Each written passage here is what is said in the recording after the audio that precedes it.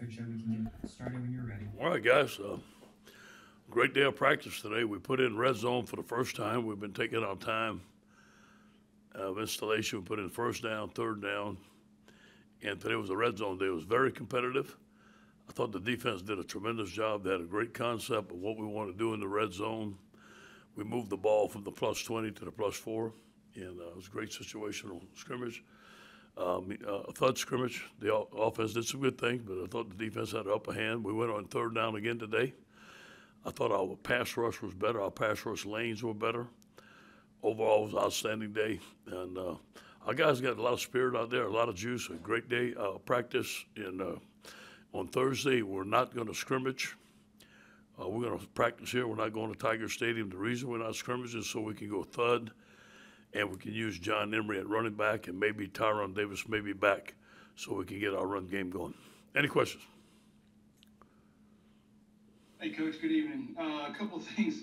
You give us those great primers on Tuesday morning. Can you reiterate what you said about Ms. Scott's testimony? Yeah. And then secondly, on the offensive line, I think as I understood it, you were talking about you can't stop coaching the backups just Right. because you've got your front set. Right. Is that accurate? Yeah, let me talk about this morning first.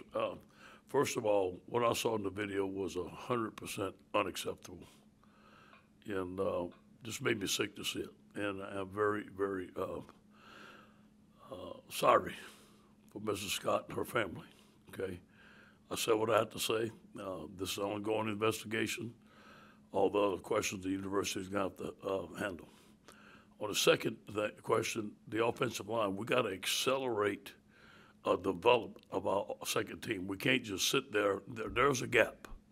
They're good players, but they're not ready to go. We can't be satisfied that we have these guys on the front line and just take our time. I want those guys to act like they have to start because, as we know, they one play away, and they're not ready to play yet. I just told the coaches we can't sit back and say we got the first team and that, we're going to develop them slowly. I want to pick up the pace on their development. Do you feel that has been a problem in the past, and that maybe some of these guys should be pushing for more time? That these guys should be pushing for more time right now, even though, because a lot of your offensive line are second-year guys now. Yeah, I do believe that, and I want a sense of urgency. I want them to be ready. I want them to get in there and get some first-team snaps and prove to me if the guy in front of them goes down that they're ready to play. And as we know, it's going to happen. At some position, it's going to happen. Hey, Coach, Marlon Gillen here in New Orleans. You talked about Mason's strong performance the other day. I saw what he did when he was at Terrebonne High School. I know you have a veteran defensive line here. Is there any chance that what you've seen so far, I know it's only 5 practices, that Maason could push one of these guys possibly to where he could push for a starting job come fall? He's our best pass rusher inside right now. Right now, 5, 6 days of spring. So there's no question. He's going to play. He's going to play a lot, and he can push for a starting position. He is a very athletic big man. He practices very hard. He's got to stay a little bit lower on the run. He's excellent on his pass rush, and he comes to work hard every day. He's a very smart young man. I do believe he's going to play a lot as a freshman, and is going to be one of our top freshmen on our team. Yeah, and can you review Saturday's scrimmage? Some of the standouts on Saturday, and who did well. I thought our defense played very well. I thought they did a good job of tackling. We only had 10 missed tackles. We didn't have that many explosive plays. Now, we didn't have that many running backs available. The offense, we had a first down run and play action scrimmage. They did a good job on some over routes. Our free safeties got out the post. We made some explosive plays. I thought that Max and Miles had their best days on Saturday as quarterback, and that's been seesawing the whole time. I thought that our defensive line played good, but I was very impressed with the play of our corners and our safeties. That Jay Ward at safety, I think he played very well. Damone Clark had a good game. Bug Strong, number 22, was all over the place. Those guys played very well.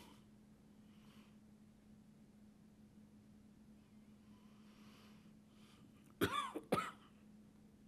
you mentioned this morning that Alex Adams moved over to safety. Yeah. Could you talk about that and how he's gone there? And also, I think I may be blanking on this, but before, I think you talked possibly about a possibility for Derek Stingley to play some offense, maybe in his third year. Is that still on the table? And I'm just curious about that. Yeah, you know, with Alex, Alex played both ways in Mississippi when we recruited him. A hard hitter, played safety, played corner, played nickel. We thought that we needed, not that we thought, we knew we needed some help at safety. So we want to move him back there. Spring is a good time to take a look at it. And then, what is your second question? Before, I think it was before last season. Oh, Derek talked Stingley, about yeah. possibly Derek Yeah. Stingley playing. Yeah, here's the deal. I talked to his dad and I talked to him. We have a new defense coming in. I want him to be able to learn the defense this spring. And, obviously it's a lot of the same things for the corners. Yeah, you either in press man or you're in zone. But he wanted to be able to master the defense before we even think about moving him to offense. That's something we're going to discuss this summer before camp. Thanks.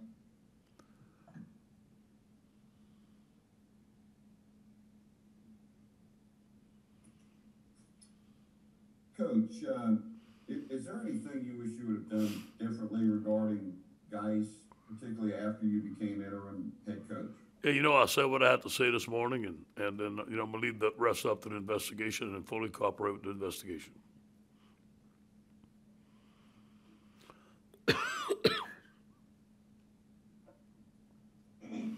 Hey, Coach, this is Josh Sibley with Louisiana Gridiron Football. Given all the injuries this spring at the running back position, could you see possibly a package with Coy being used at that position, similar to how Percy Harvin was used at Florida? Yeah, we can do that. In fact, Coy is tough enough. He wants to do it. And he's good enough to do it. Yeah, I think that, with the disappointment of the running backs, John has, there's nothing he can do. He's hurt. And Tyron has nagging injuries. So, Josh is our third back, and then Trey is hurt. So, hey, that's going to open up for the freshmen. I want to see what these freshmen can do. Now, hopefully all of these guys get healthy, and hopefully they play up to their potential. It'll be fine. But if not, I think you need to look at these two freshmen and give them a great chance before we move Coy there. Okay, thank you. Hey, Ed, and ask you to look back to last fall a little bit. Jay Ward seems like he's kind of been a rising guy this spring. Looking back, he was a guy who kind of got blamed a lot for some bust, but I'm curious how much of that was him making mistakes, and how much of that was safeties. I wasn't sure. Kind of looking back. Yeah, I don't want to go there because let's blame it on me. Okay, that's it. I'll take the blame on that. I think that. Well, then I guess in that case, what are you seeing with Jay Ward? Yeah. Why is he kind of we always, look at the game he had in Arkansas. Look at the game. Look at the wherewithal he had to play. Made that play in Florida. When he was called upon last year, he played very good. And I thought that he made some outstanding plays there, and he showed a lot of versatility. He showed a lot of awareness. And, we moved him to safety, and they just think he's a natural back there. Obviously, he's a good corner. He's a good nickel. But I think it's more of a position of need. We're happy to see that someone can go back there and do the job, and he has work to do. But I think, like you said, Jay Ward last year, at the end of the season, an up-and-coming great player. I think he's going to be a great player for us. A lot of these issues that you're having right now, they're just springtime issues. Do you have any long-term concerns about depth, either at running back or safety? Do you feel like a lot of these things will get figured out in the fall, and it's just kind of hampering? Right now, I guess it's just kind of hampering your ability to really assess where your team is in the spring, right? I'm hopeful that happens, but I'm not sure. I'm not going to take it for granted. I'm hopeful that Tyron gets healthy. I'm hopeful that John stays healthy. I'm hopeful that Trey Bradford stays healthy, Josh Williams stays healthy, and we could use those two freshmen, and we'd have a great group of backs there, and we can maybe play all of them during the season because, some of them are going to get hurt. Safety, I think that we're better off injury-wise at safety than we are at running back. Running back has been a concern to me. I think we're going to find some safeties. We're going to be fine. We just got to stay healthy at running back. Has the offensive line with the the return to the offense that you like, has it looked better because they're not having to block as long? Does that help? Exactly right. And you know what? Having them back and, getting in the empty package and getting rid of the ball quick, I think it does help those guys, and that's all part of it. Hey, and I know you said you're cooperating with LSU's investigation, and just a question: with the Senate committee, they've asked for your testimony. Have you been asked about that? Are there any plans for that? Again, I said what I had to say this morning, and I'm going to let the university handle the rest of the questions. Thanks, everybody. All right, guys, thank you. Go Tigers.